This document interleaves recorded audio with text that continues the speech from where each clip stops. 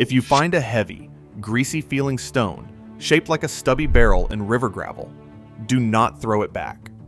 That is exactly how a raw sapphire announces itself before anyone takes a wheel to it. In 2006, a gem hunter named Jeffrey Bergman pulled that exact shape from alluvial gravel in the Bo Floy district of Thailand. He dragged a Mineralab hardness pick across it. Nothing below Mohs 9 left a mark. He set it on an AWS pocket scale, and the density came back at 4.0, nearly double quartz. That 8.17 carat, unheated blue sapphire sold at Bonham's auction house for $152,000. You are about to learn the scratch test, the specific gravity method, and the cleavage inspection so you can do exactly what Bergman did.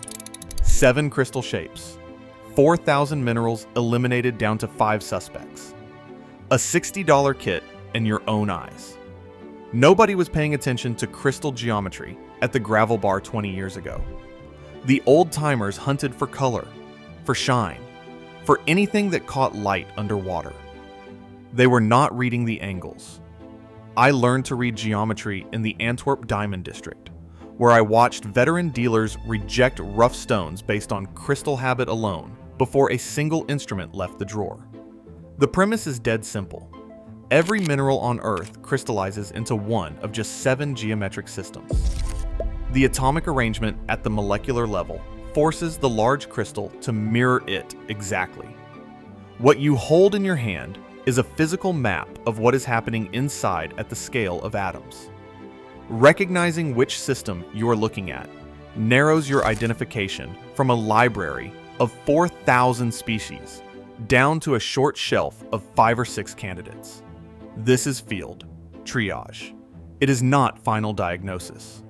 But triage is what saves you time when every river bar is a decision and daylight is burning. Crystal System 1. Cubic, also called isometric. 3 axes of equal length, all meeting at 90-degree angles. The geometry forces cubes, octahedra, and dodecahedra. Pyrite is the textbook example. Specific gravity, 4.9 to 5.2. Metallic luster on a fresh face. Poor cleavage, meaning it fractures instead of splitting clean. You find pyrite in creek beds everywhere, and most people walk right past it. But here is where cubic geometry earns its keep. Galena. Same cubic system, same perfect 90-degree cleavage planes, but the density jumps to 7.6. Pick up a cube-shaped metallic crystal that feels absurdly heavy for its size, and you are likely holding galena. That matters because galena is lead sulfide, and where you find galena, silver runs in the same vein system.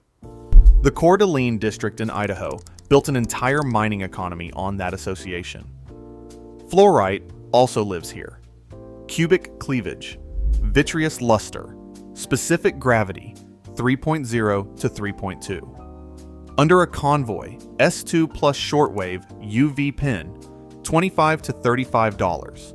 Fluorite, glows blue, purple in the dark. That glow separates it instantly from calcite, which fires red-orange under the same light. $125 tool. 2 minerals separated in 3 seconds flat.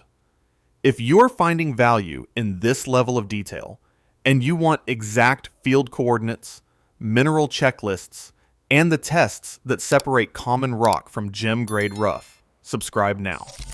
I release these guides every week, and the next one covers locations you can legally access with nothing but hand tools. Crystal System 2. Tetragonal. 2 axes of equal length, 1 different, all still at 90 degrees. The cross-section is square instead of rectangular. Zircon lives here. Specific gravity, 4.6 to 4.7, with an adamantine luster that catches light like cut glass. Zircon is not cubic zirconia. It is a natural mineral, and gem-quality crystals from Cambodia and Sri Lanka sell for hundreds per carat. Rutile also grows tetragonal. Needle-thin crystals with a metallic sheen, density 4.2 to 4.3. You find rutile inclusions inside quartz, and those included specimens trade for serious money at Tucson because collectors pay premiums for visible internal crystal geometry.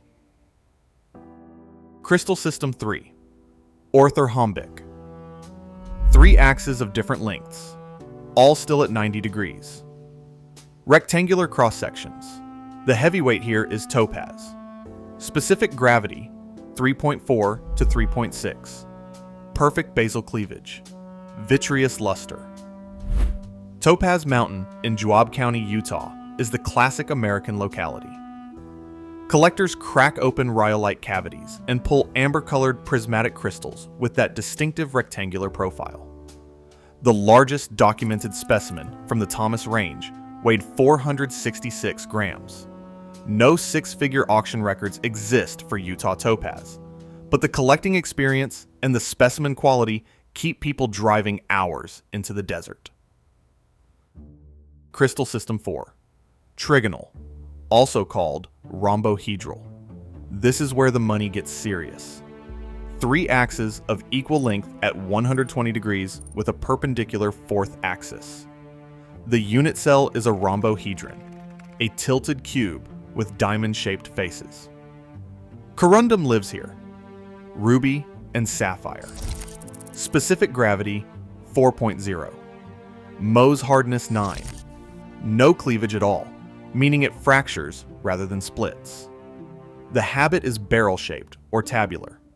A dense, barrel-shaped crystal with rhombus faces in alluvial gravel deserves a scratch test before you throw it back. If your Mineralab number 7 pick, the quartz equivalent, cannot scratch it, you are holding something harder than quartz. If only the number 9 pick leaves a mark, you have corundum. And this is where crystal geometry would have saved Martin Frobisher from one of history's most expensive mistakes. In 1576, Frobisher landed on Baffin Island in what is now northern Canada and found a glittering mineral he was certain was gold. Cubic system, metallic luster, looked exactly right. He shipped 200 tons back to London. Then he came back 2 years later and shipped 10,000 more tons. Every single piece was pyrite. Iron sulfide. Worthless. The geometric tell was right there the entire time. Gold does not form cubes. Gold forms nuggets, flakes, and irregular masses. Pyrite grows perfect cubes with striations on the faces. One glance at the crystal habit, one basic geometry read, and Frobisher could have saved his reputation and his investors' fortunes. He did not know what you now know. Calcite also crystallizes trigonal, rhombohedral cleavage, at 75 and 105 degree angles. Specific gravity, 2.7. Under shortwave ultraviolet, it fluoresces red-orange. At the Franklin Mineral Museum in Sussex County, New Jersey, you can collect fluorescent specimens for a fee at the buckwheat dump. Roy Wheaton pulled classic willemite and franklinite crystals from that mine back in 1945. Those specimens, trigonal and hexagonal system minerals, now trade for $50 to $800 each at the Tucson show. Franklin is the most fluorescent mineral locality on Earth, with over 350 species described and 19 found nowhere else. Crystal System 5. Hexagonal. 4 axes, 3 of equal length at 120 degrees, the 4th perpendicular and different. 6-sided prisms ending in pyramidal points. Quartz is the dominant mineral here. Specific gravity, 2.65. No cleavage. Conchoidal fracture, those smooth curved shell-like breaks you can see under a $12 to $40 Bausch & Lomb or Carson 10X loupe. But here is the turn that costs people money. Beryl also crystallizes hexagonal. Emerald is beryl. Aquamarine is beryl. A hexagonal prism with exceptional clarity and a vitreous luster that is not quartz deserves a density test immediately. Beryl runs 2.6 to 2.9 specific gravity, slightly denser than quartz. Weigh it on your AWS pocket scale, $12 to $35. If the heft is wrong for quartz, you may be holding something far more valuable. In 2003, the 1869 carat N8EM emerald was recovered from a pegmatite in Hiddenite, North Carolina. Hexagonal beryl. It sits in the Houston Museum of Natural Science today, valued at $1 million. The crystal habit was textbook hexagonal prismatic. If you know what that shape means, you pick it up. If you do not, you kick it back into the gravel. Crystal System 6. Monoclinic.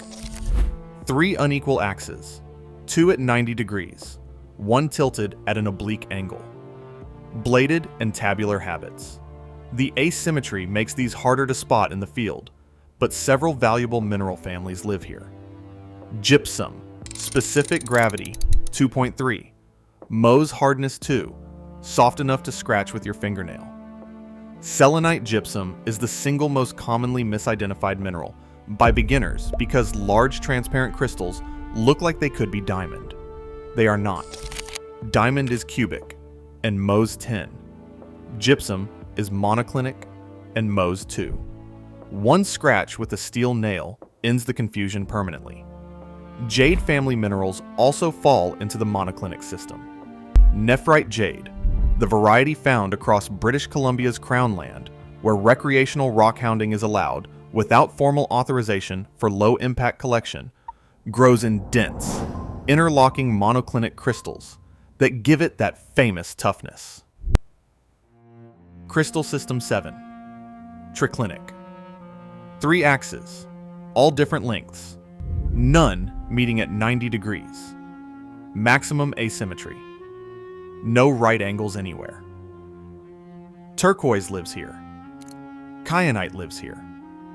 The bladed habit of kyanite, with its vitreous luster and perfect cleavage in one direction, specific gravity, 3.5 to 3.7, makes it identifiable once you know what triclinic asymmetry looks like.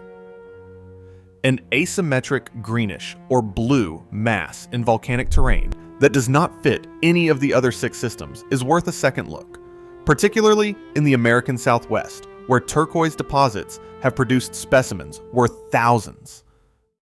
The Yogo Gulch sapphires in Judith Basin County, Montana, prove why this matters at scale. Trigonal corundum, barrel-shaped crystals in alluvial gravel. Cornflower blue without heat treatment. Up to $3,000 per carat rough. The deposit sits on private patented claims with no public collecting allowed. But the geology that formed those sapphires repeats across similar tectonic settings. If you're collecting on the Bureau of Land Management land, the casual use rule allows up to 25 pounds per day, plus 1 piece for personal, non-commercial use. Hand tools only, no mechanized equipment. Check claim status on the Bureau of Land Management Mineral and Land Record System before you dig anywhere near known sapphire country. We are back to that barrel-shaped stone in the river. Except now you know it is trigonal. You know corundum crystallizes in that system. You know the specific gravity should read 4.0, nearly double quartz. You know the Mohs 9 pick is the only one that should scratch it. You know Jeffrey Bergman made $152,000 because he recognized that geometry before anyone else at the gravel bar. 7 systems. 7 shapes. The atoms are forced to build. The $60 kit that reads them, a set of hardness picks, a pocket scale, a loupe, and a UV pen fits in a cargo pocket.